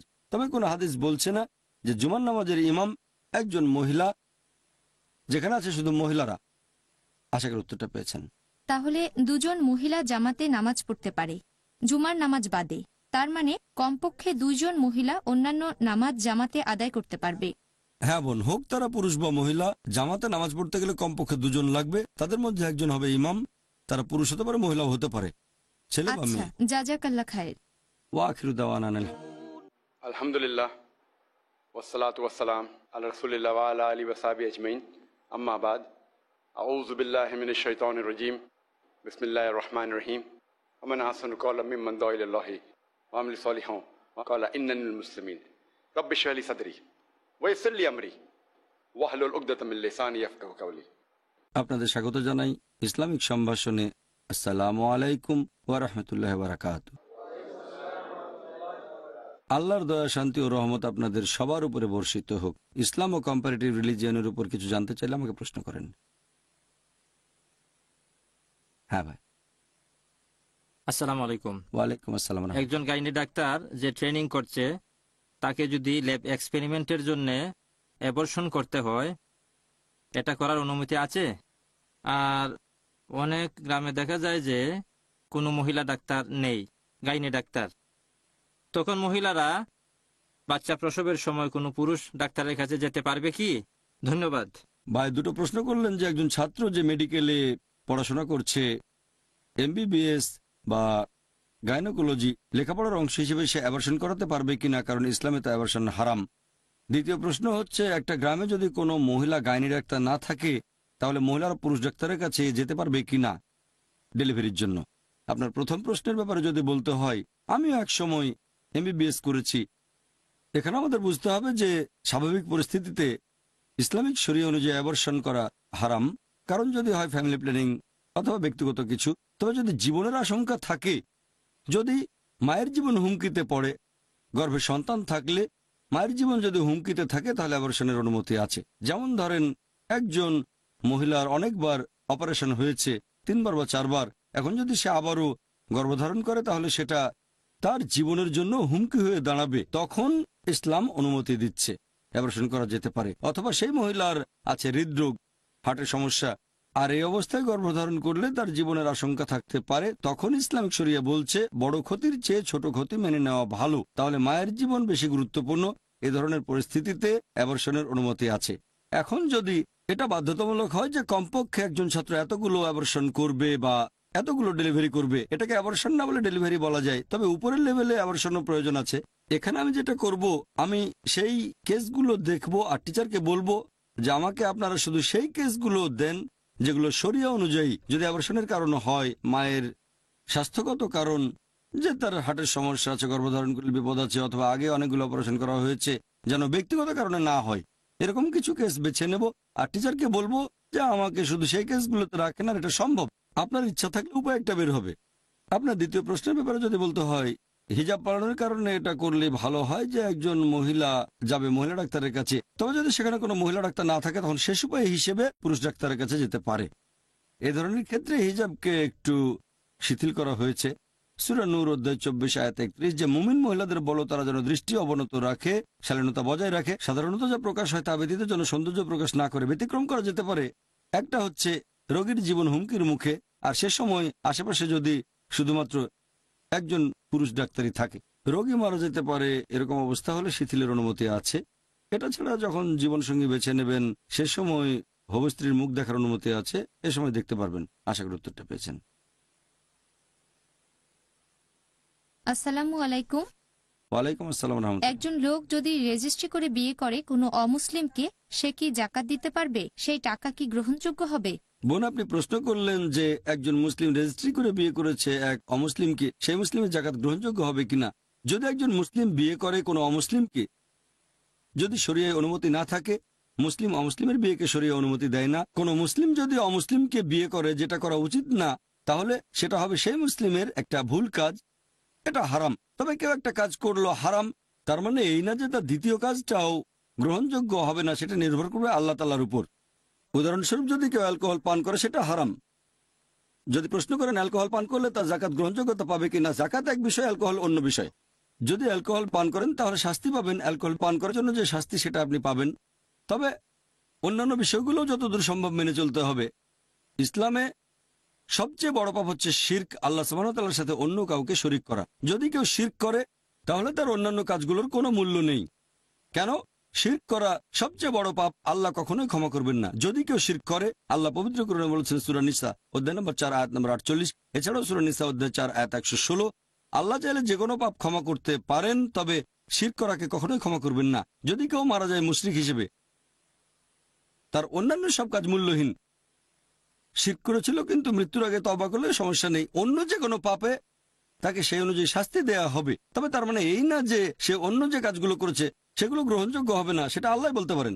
কিছু বিষয়ে সম্পর্ক আছে, সরাসরি বলতে পারেন এটা মূল্যহীন। যেমন ধরেন, যদি কেউ প্রার্থনা করে আর এই প্রার্থনা যদি নামাজের মতো হয় যা মুসলিমরা পড়ে, তাহলে ওই প্রার্থনা মূল্যহীন, নামাজটা মূল্যহীন। যেহেতু এটা পরস্পর সম্পর্কিত, তাই আমরা বলতে পারি এটা মূল্যহীন। কিন্তু যদি এটা উন্মুক্ত প্রার্থনা হয় তাহলে সে সওয়াব বা শাস্তি পাবে এই কাজের জন্য। আশা করি উত্তরটা পেয়েছেন। কোন ভাই? হ্যাঁ ভাই। আসসালামু আলাইকুম। ওয়ালাইকুম আসসালাম। কিছুদিন আগে খবরের কাগজে এসেছিল যিশুর বিশ্বাসঘাতক শিশু জুরাসের স্টেটমেন্টে পাওয়া গেছে। সেখানে যীশুখ্রিস্ট আর জুরাসের মধ্যে কথাবার্তার কিছু অংশ পাওয়া গেছে। আর সেখানে বলা হয়েছে যিশু বলেছিলেন জুদাসকে তিনি ক্রুশবিদ্ধ হবেন যীশুখ্রিস্টের বদলে। ভাই, আপনি প্রশ্ন করলেন যে জুডাসের লেখা গসপেল পাওয়া গেছে আর যীশু খ্রিস্টের বদলে নাকি জুডাসকে ক্রুশবিদ্ধ করা হয়েছিল, এটা কতখানি বিশ্বাসযোগ্য আর দাওয়ার কাজে কতখানি ব্যবহার করা যেতে পারে? আপনার প্রশ্নের ব্যাপারে বলতে গেলে আমাদের বুঝতে হবে যে আল্লাহ পবিত্র কোরআনে বলেছেন সূরা নিসা অধ্যায় নম্বর 4 আয়াত নম্বর 171, আল্লাহ বলেছেন তোমরা ধর্ম নিয়ে বাড়াবাড়ি করো না।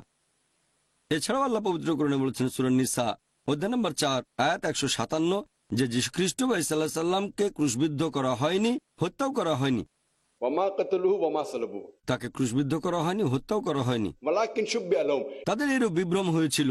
আর যারা মতভেদ করেছিল তারা সংশয়যুক্ত ছিল, অনুমান ছাড়া তাদের কোনো জ্ঞান ছিল না। তাহলে কোরআন পরিষ্কার ভাবে বলছে যীশু খ্রিস্ট বা ঈসা আলাইহিস সালামকে ক্রুশবিদ্ধ করা হয়নি, হত্যাও করা হয়নি, একেবারে পরিষ্কার। যারা মতভেদ করেছিল তাদের মনে সংশয় ছিল। এখন অন্যান্য আরো ঐতিহাসিক রেকর্ড আছে যেগুলো বলছে এখানে কি হতে পারে। তবে পবিত্র কোরআনের ব্যাপারে যদি বলতে হয়, এখানে পরিষ্কার বলা হয়েছে তাকে হত্যা করা হয়নি, ক্রুশবিদ্ধ করা হয়নি। যারা এ ব্যাপারে মতভেদ করেছিল তাদের মনে সংশয় ছিল। অন্যান্য ঐতিহাসিক কিছু রেকর্ড, তবে কোনো সহিহ হাদিস নেই যেখানে কথা বলা হয়েছে। তবে অন্যান্য ঐতিহাসিক কিছু রেকর্ড আছে, আর অনেক বিশেষজ্ঞই বলার চেষ্টা করেছেন সেখানে কি হয়েছিল। এভাবে যদি পাওয়া যায় কোনো ডকুমেন্ট, খ্রিস্টান ধর্মের বিশেষজ্ঞগণ যেমনটা পেয়েছিলেন যে কি হয়েছিল, সেটা ঘটতে পারে নাও ঘটতে পারে। সেই ডকুমেন্টে এরকম বলা হয়েছে যে যীশু খ্রিস্টকে ক্রুশবিদ্ধ করা হয়নি, হত্যাও করা হয়নি, এই ডকুমেন্টটা সঠিক হতে পারে আবার নাও হতে পারে। আমরা মুসলিম হিসেবে কি হয়েছিল সেটা নিয়ে চিন্তা করব না, কারণ পবিত্র কোরআনে স্পষ্ট বলছে তাকে ক্রুশবিদ্ধ করা হয়নি, হত্যা করা হয়নি, একেবারে পরিষ্কার। কি হয়েছিল তাতে আমাদের কিছু যায় আসে না। আল্লাহ ঠিক করেছেন, এটা প্রকাশ করবেন না। এখন সেই ডকুমেন্টের কথাগুলো সত্যি হতে পারে আবার নাও হতে পারে, এটা আমার দাওয়া দেওয়া বদলে যাবে না। তবে সেখানে আমি এভাবে কিছু বলতে পারবো না যে হ্যাঁ এটা সঠিক, কারণ এটা ঘটনা ঘটতে পারে, নাও ঘটতে পারে। খ্রিস্টানদের ধর্মগ্রন্থের ব্যাপারে কোনো প্রমাণের কথা যদি বলেন, আমাদের নবী মুহাম্মদ সাল্লাল্লাহু আলাইহি ওয়াসাল্লাম বলেছেন, এটা আছে সহিহ বুখারীতে, মাত্র একটা আয়াত জানলেও তা প্রচার করো। এ সময় আহলে কিতাব বা ইহুদি খ্রিস্টানদের ধর্মগ্রন্থ থেকে উদ্ধৃতি দিতে পারেন, তবে একটা নিয়ম মানতে হবে। যদি সেই খ্রিস্টান ধর্মগ্রন্থের কথা হোক সেটা বাইবেল বা ঐতিহাসিক দলিল কোরআনের সাথে মিলে যায় আর হাদিসের সাথে, তাহলে সেই অংশটাকে আমরা সঠিক বলে মেনে নেব। যদি বাইবেলের অংশ হয়ে থাকে তাহলে আমরা বলবো বাইবেলের এই কথাটা আল্লাহ তাআলার বাণী। যদি সেটা কোরআন হাদিসের বিরুদ্ধে চলে যায় তাহলে নিশ্চিতভাবে বলতে পারবো যে এটা ভুল। আর যদি না মেলে কিন্তু সেটা বিরুদ্ধে যাচ্ছে না, কোরআনের সাথে মিলছে কিন্তু বিরুদ্ধে যাচ্ছে না, তাহলে সেই কথাটা সঠিক হতে পারে আবার ভুলও হতে পারে। তাই এভাবে দেখলে আমি বলবো এটা হয়তো সঠিক অথবা ভুল, তবে আমার কিছু যায় আসে না। যদি আমার মত জানতে চান, কোরআন একেবারে স্পষ্ট করে বলেছে তাকে ক্রুশবিদ্ধ করা হয়নি, তবে একজন খ্রিস্টানের সামনে আমি তার বাইবেল দিয়ে প্রমাণ করব, যদি মেনে নেই বাইবেল ঈশ্বরের বাণী, এই বাইবেল দিয়ে প্রমাণ করতে পারবো যীশু খ্রিস্ট বা ঈসা আলাইহিস সালামকে ক্রুশবিদ্ধ করা হয়নি। একটা বিতর্ক করেছিলাম একজন খ্রিস্টান মিশনারির সাথে ইরাকের, আর সেখানে বিতর্কের বিষয়টা ছিল যীশু খ্রিস্ট কি সত্যিই ক্রুশবিদ্ধ হয়েছিলেন। তার নাম প্যাস্টর রুকনুদ্দিন পিও। সেই বিতর্কে আমি আলোচনার মাধ্যমে দেখিয়ে দিয়েছি যে কিভাবে বাইবেল থেকে প্রমাণ করব যীশু খ্রিস্ট ক্রুশবিদ্ধ হননি। যখন প্রমাণ করে দিচ্ছি বাইবেল থেকে, যেটাকে তারা বলে ঈশ্বরের বাণী, অন্য আর কোনো রেকর্ড হয়তো এতটা কার্যকরী হবে না। লোকে আমাকে বলে, ভাই জাকির, আপনি তো বার্নাবাসের গসপেল দিয়ে প্রমাণ করতে পারেন ইসলামের দৃষ্টিভঙ্গিটা কি। আমি তাদের বলি, পবিত্র কোরআন বলছে সূরা বাকারা অধ্যায় 2 আয়াত নম্বর 111, কোরআন বলছে আহলে কিতাবীদের তোমরা প্রমাণ পেশ করো যদি সত্যবাদী হও। আর আহলে কিতাবী বা খ্রিস্টান ইহুদিদের প্রমাণ হচ্ছে বাইবেল। তারা মনে করে যে বাইবেল ঈশ্বরের বাণী। যদি আমার কথাটা প্রমাণ করি অন্য কোনো সোর্স দিয়ে, যেটাকে হয়তো তারা ঈশ্বরের বাণী বলে মানে না, তাহলে সেখানে কয়েক ঘন্টার সময় অযথা নষ্ট হবে। প্রথমে প্রমাণ করতে হবে বার্নাবাসের গসপেল সঠিক, বিশুদ্ধ, যেটা তারা মানতে পারে নাও মানতে পারে। যদি প্রমাণ করি সেই সোর্স দিয়ে যেটাকে তারা সঠিক মনে করে, অর্থাৎ বাইবেল, তাহলে আমি কেন খালি খালি দ্বিতীয় সোর্সটাতে যাব? এটা হিকমা। আর আমি বলি এমনি পড়ার জন্য, জ্ঞান আহরণের জন্য পড়তে পারেন বার্নাবাসের গসপেল, অন্যান্য রেকর্ড, কোনো সমস্যা নেই। তবে দাওয়া দেওয়ার জন্য যখন কথা বলছেন একজন খ্রিস্টানের সাথে, তখন ভালো হবে যদি বাইবেল থেকে প্রমাণ দেন। আশা করি উত্তরটা পেয়েছেন। কোন বোন কি প্রশ্ন করবেন? আসসালামু আলাইকুম। ওয়ালাইকুম আসসালাম রহমতুল্লাহ বারাকাতুহু। আমি আপনাকে দুইটা প্রশ্ন করতে চাই, এগুলো পরস্পর সম্পর্কিত। আমার প্রথম প্রশ্নটা হচ্ছে, পুরুষরা যখন জুমার নামাজ আদায় করে, যদি ভুল না বলি, মানে আমি যতদূর জানি আলহামদুলিল্লাহ এখানে ফরজ 4 রাকাত হয়ে যাচ্ছে 2 রাকাত জুমার নামাজের সময়। আমার প্রথম প্রশ্ন, ব্যাপারটা এরকম কেন? দ্বিতীয় প্রশ্ন, ধরেন একটা বাসায় আমরা দুজন মহিলা, এখন জামাতে নামাজ আদায় করতে গেলে কমপক্ষে কতজন মানুষ লাগবে? আমরা দুজন কি জামাতে নামাজ পড়তে পারবো? আর জুমার দিনে হয়তো বিল্ডিংয়ে 6-7 জন মহিলা আছে যারা একসাথে নামাজ পড়ে, এখন আমাদের জন্য কি ফরজ 4 রাকাত, তাহলে 2 রাকাত হয়ে যাবে? এ ব্যাপারে আপনি কিছু বলবেন। বোন দুটো প্রশ্ন করলেন। প্রথম প্রশ্ন, জোহরে 4 রাকাত ফরজ নামাজ জুমা এসে 2 রাকাত হয়ে যায় কেন? জুমা হচ্ছে শুক্রবারের জোহরের নামাজ, এখানে বেশ কিছু শর্ত আছে জুমার নামাজের শর্ত। এখন 2 রাকাত হলো কেন? 2 রাকাত হয়েছে তার কারণ জুমার নামাজের সময় খুতবা দেওয়াটাও প্রয়োজনীয়। এই সময় একটা বক্তৃতা পেশ করা হয় নামাজ পড়ার আগে, এই কারণে সেখানে 2 রাকাত কম। কারণ এখানে আমাদের শুনতে হবে সেই খুতবা, জুমার নামাজের খুতবা, সেই কারণে 4 রাকাত নামাজ কমে হয়ে যায় 2 রাকাত। আপনার দ্বিতীয় প্রশ্নটা নিয়ে বলি যে জামাতে নামাজ পড়তে গেলে কতজন মানুষ লাগবে। যদি বলেন সাধারণ জামাত, যে কোনো নামাজে কমপক্ষে 2 জন লাগবে। সহিহ বুখারীর একটা হাদিস বলছে 2 জন মিলে জামাতে নামাজ পড়া যায়। তবে জুমার নামাজের ব্যাপারটা আলাদা। জুমার নামাজের ক্ষেত্রে আরো কিছু শর্ত আছে। জুমার নামাজ আদায়ের সময় খুতবা দিতে হবে, তারপর থাকবেন একজন ইমাম। মানুষের সংখ্যা বদলাতে পারে, কেউ বলেন 40, কেউ 50, মতভেদ আছে। আমার জানা মতে এমন কোনো হাদিস নেই যেখানে একেবারে নির্দিষ্ট করে বলা হয়েছে যে কতজন থাকতে হবে। কেউ বলে 2 জন, কেউ বলে 4 জন, অনেকে বলে আরো বড় সংখ্যা। এভাবে ইমাম লাগবে, খুতবা লাগবে। আর একটা কথা, এই খুতবা দেবে একজন পুরুষ। মহিলারা একসাথে জামাতে নামাজ আদায় করতে পারবে, তবে জুমার নামাজ না, অন্য নামাজ। সেখানে উপস্থিত মহিলাদের একজন তাদের মধ্য থেকে ইমাম হতে পারে, নামাজ পড়াতে পারে জামাতে, তবে জুমার নামাজ বাদে। জুমার নামাজের কিছু শর্ত আছে। আর জুমার খুতবা ইমামকে হতে হবে একজন পুরুষ। এটার ভিত্তিতে আর আমার জানা মতে কোনো হাদিস বলছে না যে মহিলারা জামাতে জুমা পড়বে আর ইমাম হবে মহিলা। একটা হাদিস আছে, হযরত আয়েশা, আল্লাহ তার প্রতি সন্তুষ্ট থাকুন, তিনি মহিলাদের নামাজে ইমামতি করেছিলেন, আর সেটা ছিল সাধারণ নামাজ। তবে কোনো হাদিস বলছে না যে জুমার নামাজের ইমাম একজন মহিলা, যেখানে আছে শুধু মহিলারা। আশা করি উত্তরটা পেয়েছেন। তাহলে 2 জন মহিলা জামাতে নামাজ পড়তে পারে, জুমার নামাজ বাদে। তার মানে কমপক্ষে 2 জন মহিলা অন্যান্য নামাজ জামাতে আদায় করতে পারবে। হ্যাঁ বোন, হোক তারা পুরুষ বা মহিলা, জামাতে নামাজ পড়তে গেলে কমপক্ষে 2 জন লাগবে। তাদের মধ্যে একজন হবে ইমাম। তারা পুরুষ হতে পারে, মহিলাও হতে পারে, ছেলে বা মেয়ে। আচ্ছা, জাযাকাল্লাহ খাইর। ওয়াইয়াকুম। হ্যাঁ ভাই। আসসালামু আলাইকুম। ওয়ালাইকুম আসসালাম রাহমাতুল্লাহ। আমার নাম ডক্টর মুশাররফ। আমার একটা প্রশ্ন আছে যে পবিত্র কোরআনে বলা হয়েছে মানুষকে সৃষ্টি করা হয়েছে তরল নির্যাস থেকে, যা নির্গত হয় পাঁজর আর মেরুদণ্ডের মধ্য থেকে। দয়া করে এর একটু ব্যাখ্যা করে বলবেন কি? ভাই, আপনি প্রশ্ন করলেন পবিত্র কোরআন এখানে কি বোঝাচ্ছে যখন বলছে আমি মানুষকে সৃষ্টি করেছি তরল নির্যাস থেকে, নির্গত হয় পাঁজর আর মেরুদণ্ডের মধ্য থেকে। এ আয়াতটা রয়েছে সূরা তারিকে অধ্যায় নম্বর 86, আয়াত 5, 6 ও 7। বলা হয়েছে মানুষ সৃষ্টি হয়েছে তরল নির্যাস থেকে, যা নির্গত হয় মেরুদণ্ড ও পাঁজরের মধ্যে হতে। এ ব্যাপারে আমি আগে লেকচারে বলেছি, বইও লিখেছি, কোরআন ও আধুনিক বিজ্ঞান। সেখানে বলেছি যে আয়াতটার অর্থ হচ্ছে বর্তমান বিজ্ঞান আমাদের বলে আমাদের জননেন্দ্রিয় তৈরি হয় সেখান থেকে, যেখানে রয়েছে কিডনি, মেরুদণ্ড আর 11 ও 12 নম্বর পাঁজর। আর সেখানে রয়েছে আমাদের কিডনি, সেখানে আছে জননেন্দ্রিয়, ডিম্বাশয় মহিলাদের ক্ষেত্রে, আর অন্ডকোষ পুরুষদের জননেন্দ্রিয়। সেখান থেকে নির্গত হয় সেই তরল। মহিলাদের ক্ষেত্রে সেটা আসে শ্রোণী পর্যন্ত, আর পুরুষদের ক্ষেত্রে টেমটিস পর্যন্ত সেটা চলে আসে। তাহলে এখানে বলা হচ্ছে যে প্রথমে এই জননেন্দ্রিয় এগুলো আগে তৈরি হয়, তারপরে নির্গত হয়।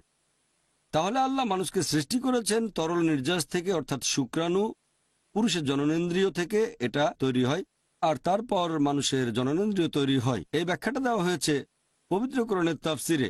যদি আপনি এর বৈজ্ঞানিক দিকটা ভালো করে দেখেন, এই যে জননেন্দ্রিয় সেখান থেকে নির্গত হয়, তারপরে সেখানে রক্ত সরবরাহ চলতে থাকে একই জায়গায়, মেরুদণ্ড আর 11 ও 12 নম্বর পাঁজর, আর রক্ত সংবহনও সেই পথ দিয়েই হয়, মেরুদণ্ড আর 11 ও 12 নম্বর পাঁজর। তাহলে রক্ত সংবহন, সরবরাহ দুটো একই জায়গা থেকে। এটাই প্রমাণ করে।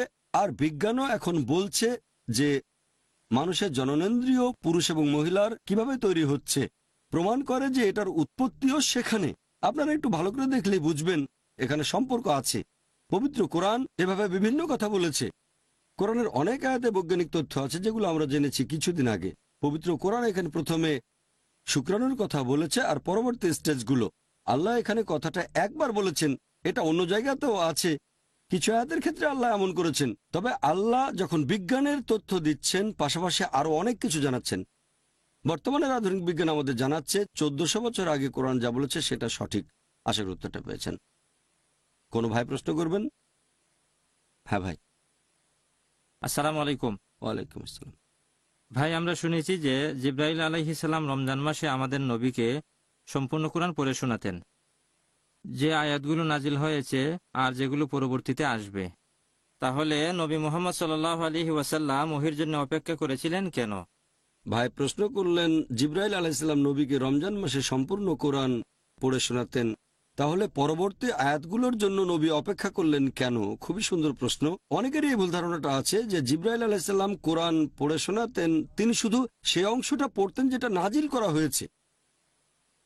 ধারাবাহিকভাবে একটা নিয়ম ছিল, যেটা নাজিল হয়নি সেটা পড়তেন না। যখন 1000 আয়াত নাজিল হয়েছে, জিব্রাইল তখন সেই আয়াতগুলোই পড়তেন, অন্য আয়াত বলেননি। শুধুমাত্র একেবারে শেষ রমজানে তিনি 2 বার সম্পূর্ণ কোরআন পড়ে শুনিয়েছেন। কোরআন সম্পূর্ণ নাজিল হওয়ার পর তিনি সেটা 2 বার নবীকে পড়ে শোনান, তখন পবিত্র কোরআন সম্পূর্ণ হয়েছে। সব আয়াত নাজিল হয়েছে। অনেকেরই এরকম ভুল ধারণা আছে যে জিবরাইল সম্পূর্ণ কোরআন পড়ে শোনাতেন। প্রথম রমজান থেকে একেবারে শেষ রমজান পর্যন্ত যে আয়াতগুলো নাজিল হয়েছে শুধু সেগুলোই পড়তেন। আশা করি উত্তরটা পেয়েছেন। হ্যাঁ ভাই। আসসালামু আলাইকুম। ওয়ালাইকুম আসসালাম রহমতুল্লাহ। ভাই, আপনি শ্রী শ্রী রবিশঙ্করের প্রতিষ্ঠান দি আর্ট অফ লিভিং, এটা নিয়ে আমাদের কিছু বলবেন কি? ভাই, আপনি দ্য আর্ট অফ লিভিং সম্পর্কে জানতে চাইলেন, যার প্রতিষ্ঠাতা শ্রী শ্রী রবিশঙ্কর, এই সম্পর্কে আপনি জানতে চাইলেন। এখন এই আর্ট অফ লিভিং আমি যতটা জানি এটা একটা প্রতিষ্ঠান, আর পৃথিবীর মধ্যে সবচেয়ে বড় এনজিও, সর্ববৃহৎ রেজিস্টার্ড ইউএন বডি এনজিও পৃথিবীর মধ্যে। শ্রী শ্রী রবিশঙ্কর এই আর্ট অফ লিভিং এর প্রতিষ্ঠাতা। এনার সাথে আমি একটা বিতর্ক করেছিলাম কয়েক মাস আগে, 21 জানুয়ারি। পিস টিভিও সে সময় চালু করি। আর এই প্রতিষ্ঠানের শাখা আছে 144টা দেশে, এমনকি সৌদি আরবেও। খোবারে ওয়েবসাইট বলছে। ভেবেছিলাম সৌদি আরবে হয়তো এটা শাখা নেই, কিন্তু পরে জানতে পারলাম অফিসিয়াল নাকি আনঅফিসিয়াল জানি না, তবে একটা শাখা আছে খোবারে, তাদের ওয়েবসাইট বলছে আর্ট অফ লিভিং। তিনি 35টারও বেশি দেশে ভ্রমণ করেছেন, 35-এরও বেশি বিভিন্ন দেশ।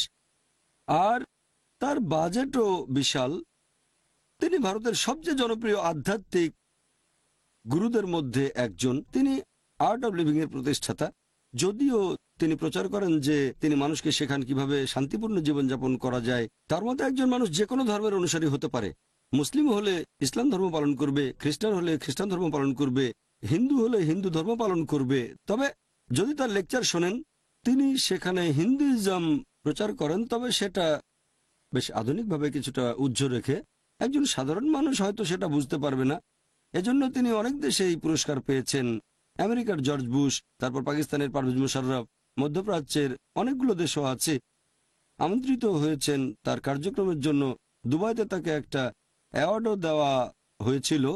এভাবে প্রচার করেন আধুনিকভাবে, কিছুটা উজ্জ্বল রেখে। হিন্দুইজম প্রচার করেন। আপনারা যদি তার লেকচার শোনেন, আমি সে বিতর্কের আগে তার কিছু লেকচার শুনেছিলাম, তার কথার 50 থেকে 75% মিলে যায় কোরআনের সাথে। এটা বলছি না যে উনি কোরআন থেকে নিয়েছেন, এর মানে তার কথার অনেক কিছুই সঠিক, তবে সব নয়। তার কথার একটা বড় অংশ কোরআনের বিরুদ্ধে যায়। তবে যেসব যুক্তির কথা বলেছেন তার অনেক কিছু সহিহ হাদিসে আছে, অনেক কিছু বর্ণিত আছে কোরআনে। তিনি নিজের মতো করে বলেছেন কিভাবে আমরা দিনের ভিতর দিয়ে জীবন অতিবাহিত করতে পারি। তার অনেক কথাই কোরআন হাদিসের সাথে মিলে যায়, তবে সর্বশক্ত ঈশ্বরের ব্যাপারে তার অবস্থানটা বিভ্রান্তিকর। সেটা কোরআনের বিরুদ্ধে যায়, এমনকি বেদেরও বিরুদ্ধে যাচ্ছে। তিনি নাকি বেদের উপর বিশেষজ্ঞ, তবে ঈশ্বর সম্পর্কে তার ধারণাটা বেদ সহ অন্যান্য ধর্মগ্রন্থের বিরুদ্ধে যাচ্ছে। মাঝে মধ্যে দু একটা উদ্ধৃতি দেন। লোকে যখন তাকে জিজ্ঞেস করে আপনি কি ঈশ্বর, কখনো হ্যাঁ কখনো না, এক এক সময় এক একটা বলেন ঈশ্বর তো আমার মাঝে, ইত্যাদি ইত্যাদি, আপনার মাঝে ঈশ্বর আছেন। এভাবেই তিনি প্রচার করেন। বাইরে থেকে মনে হবে শান্তির কথা, আর তিনি বেশ কিছু সেবামূলক কাজও করে থাকেন। বেশ কিছু হসপিটাল, তারপরে ক্লিনিক সিস্টেম বিভিন্ন জায়গায় করেছেন। তবে আমার মতে তিনি আসলে হিন্দুইজম প্রচার করছেন। সেজন্য আমরা একটা আলোচনা করেছিলাম, সর্বশক্তিমান ঈশ্বরের ধারণা একেবারে মাথায় পেরেক ঠোকা। সবাই জানে তিনি বেদের উপর বিশেষজ্ঞ, বেদ সম্পর্কে অনেক জ্ঞান রাখেন। আপনারা যদি সেই ভিডিওটা দেখেন, দেখলে বুঝবেন প্রশ্নোত্তর পর্ব তিনি খুব পছন্দ করেন, শুধু আমরা যেটা করেছি সেটা বাদে। আর তিনি ভ্রমণ করেছেন সুইজারল্যান্ডে, ইউরোপিয়ান দেশগুলোতে, আমেরিকা, কানাডা, এরকম বিভিন্ন দেশে তিনি ভ্রমণ করেছেন। তিনি প্রশ্নোত্তর পর্ব খুব পছন্দ করেন, তবে তাদের অনুষ্ঠানগুলো একটু আলাদা, আমাদের মতো নয়। আমার মনে হয় জীবনে উনি এই প্রথমবার, হয়তো এরকম মনে হয়েছে আমার কাছে, হয়তো করেছেন উন্মুক্ত প্রশ্ন। যে কেউ চাইলে প্রশ্ন করতে পারেন। কে প্রশ্ন করবেন হাত তোলেন, হাত তুললেন, যে কেউ প্রশ্ন করতে পারেন, ঠিক। তবে তার প্রশ্নগুলো আসে চিরকুটে, তোলা হচ্ছে বাস্কেট থেকে। এভাবে তিনি ভেবে চেয়েছিলেন এখন প্রশ্নগুলো সাজানো হতে পারে। হ্যাঁ, মাইকেও সাজানো প্রশ্ন করা যায় যদি চান, তবে সবগুলো না। যে কেউ এগিয়ে এসে প্রশ্ন করতে পারেন, উন্মুক্ত প্রশ্নোত্তর পর্ব। আর তিনি সেটাকে সঠিকভাবে সামলাতে পারেননি। হয়তো এইসব প্রশ্নের উত্তর জনগণের সামনে দিতে পারেননি, তবে দিতে পারতেন প্রাইভেটে। সেখানে তো অনেক মানুষ, অনেকের সামনে এই কথাগুলো বলতে হচ্ছে, আর সেজন্যই তিনি অস্বস্তিতে ছিলেন। সেই ভিডিওতে দেখবেন তাকে একটা প্রশ্ন করা হলো, আর কোনো প্রশ্ন কি বাকি আছে যেটার উত্তর আপনি দেননি? উনি বললেন এই প্রশ্নটার। আমাদের অনুষ্ঠানে তাকে প্রশ্ন করা হয়েছিল, ওনাকে তার নিয়মটা বদলাতে হয়েছে। আপনারা ভিডিওটা দেখলে বুঝতে পারবেন ঈশ্বরের ধারণা নিয়ে আলোচনা ব্যাঙ্গালোরে ডক্টর জাকির নাইকের সাথে দেখতে পারেন সেটা। সেখানে এরকম প্রশ্নোত্তর পর্ব তিনি আশাও করেননি। আপনারা অনুষ্ঠানটা দেখলে বুঝবেন তিনি মূল বিষয়ে কোনো কথাই বলেননি। তিনি সেখানে বলেছেন আবেগ, ভালোবাসা আর শান্তির কথা। আর আমরা পরে সেটার যে সিকুয়েল করলাম সেখানে বলেছিলাম আমি সেখানে মূল বিষয়ের পাশাপাশি যখন ভালোবাসা আর শান্তির কথা বললাম ওনার সেটা পছন্দ হয়নি। ওনার মুখের ভাবভঙ্গি দেখলেই বুঝবেন। আপনারা ওনার ওয়েবসাইটটা দেখতে পারেন www.artofliving। সেখানে আরো বিস্তারিত তথ্য পাবেন। আশা করি উত্তরটা পেয়েছেন। ওয়া আখিরু দাওয়ানা আলহামদুলিল্লাহি রাব্বিল আলামিন। ইয়া রাব্বু ইন্নাকা আনতাস সালাম মিনকা সালাম ইলাইকা সালাম ইয়া রাব্বু ইন্নাকা আনতাস সালাম মিনকা সালাম ইলাইকা সালাম লিআমরিকা ইয়ারজিউ আমরুল আনাম بين يديك قلوب الأنام لأمرك يرجع أمر الأنام بين يديك قلوب